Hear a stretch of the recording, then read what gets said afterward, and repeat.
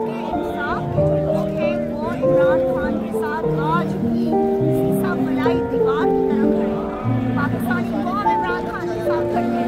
तो ये भूल जाए ये टिकटॉक स्किप जो है, ये जो जिसको जो है ना नानी 420 जो पंजाब की माँ है, उस माँ को हमने ये बताना है कि माँ तुम्हारा ये सब कुछ सारे नाकों के बावजूद पंजाब निकला है और पंजाब ने साबित किया है कि तुम सिर्फ और सिर्फ पटवारियों की ही माँ हो और किसी की तो अहल नहीं। इस बात का क्या राज नजर आता है कि वो माँ बन गई है?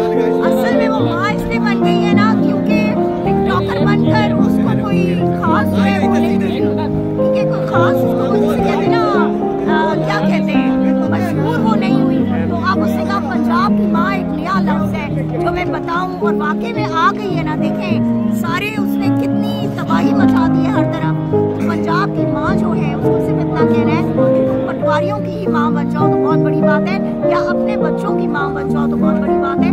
पंजाब या पूरे पाकिस्तान